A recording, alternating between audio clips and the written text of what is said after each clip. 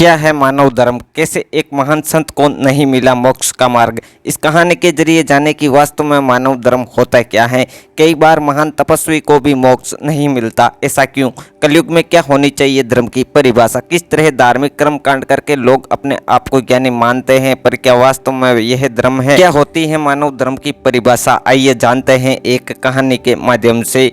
एक महान संत थे जो बहुत ही प्रचंड तपस्वी थे। उन्हें कई शास्त्रों का ज्ञान था, कई श्लोक मुँह जुबानी भी याद थे। उनकी बुद्धिमानी के चर्चे मीलों तक थे। संत दिन रात प्रत्येक पल भगवान की भक्ति में लगे रहते थे।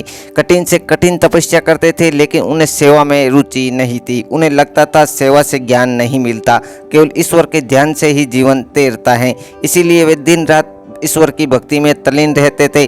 ना ही उन्हें किसी अन्य से लेना था, ना ही देना। ना किसी का भला करते थे, ना ही बुरा। ऐसे व्यक्ति से समाज को कोई भी खतरा नहीं होता है।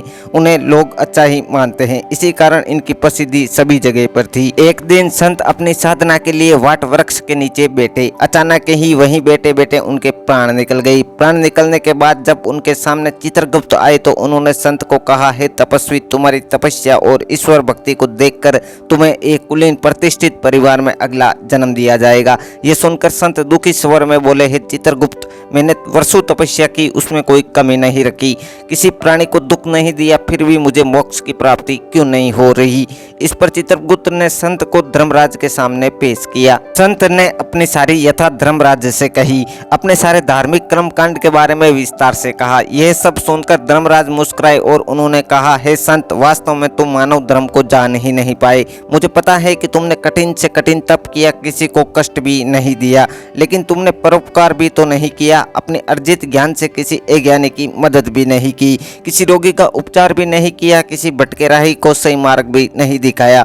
वास्तव में तुम जानते ही नहीं कि परोपकार ही असली मायने में मानव धर्म है। सेवा भाव ही मानव जीवन का आधार होना चाहिए।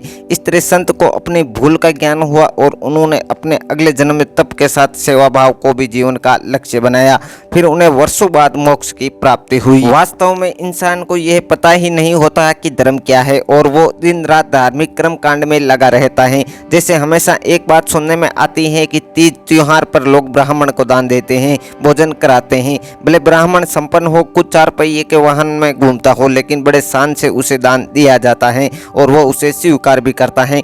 आप खुद ही सोचिए, ऐसे दान का क्या महत्व होगा। अगर आप यही दान किसी गरीब को देंगे तो शायद उसकी कई दिनों की भूख शांत होगी, उसे जीने का सहारा मिलेगा। कई घंटों तक पूजा करना या भजन करना गलत नहीं है, लेकिन अगर यही वक्त किसी अनपढ़ को पत्र पढ़ाने अथवा किसी रोगी की सेवा में लगाया तो किसी का भला जरूर होगा और ईश्वर की नजरों में यह उसकी सच्ची उपासना ही होगी। कई लोग बहुत दान दक्षिणा देते हैं, कई भंडारे एवं पूजा पाठ भी कराते हैं, लेकिन वह किसी गरीब भिखारी को फटकार कर भगा देते हैं। क्या यह धर्म है? हमेशा ही सब्जी फल लेते वक्त पैसे का मोल भाव करते हैं, लड़ते हैं। कई बार जबरदस्ती कम पैसे में किसी गरीब से सब्जी या फल भी लेते हैं, लेकिन वही मॉल, सुपरमार्केट अथवा ऑनलाइन शॉपिंग बिना किसी सवाल के करते हैं।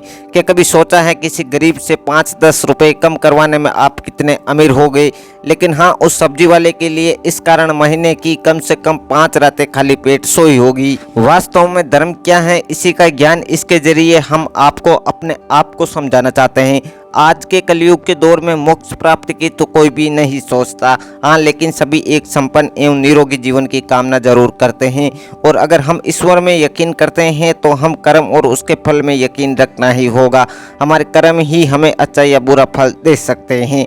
इस कहानी से आपको क्या शिक्षा मिली और बदलाव करेंगे आप अपने आप में, हमें अवश्य बताएं। वीडियो अच्छा लगा है तो वीडियो को लाइक और चैनल को सब्सक्राइब भी जरूर करें। धन्यवाद।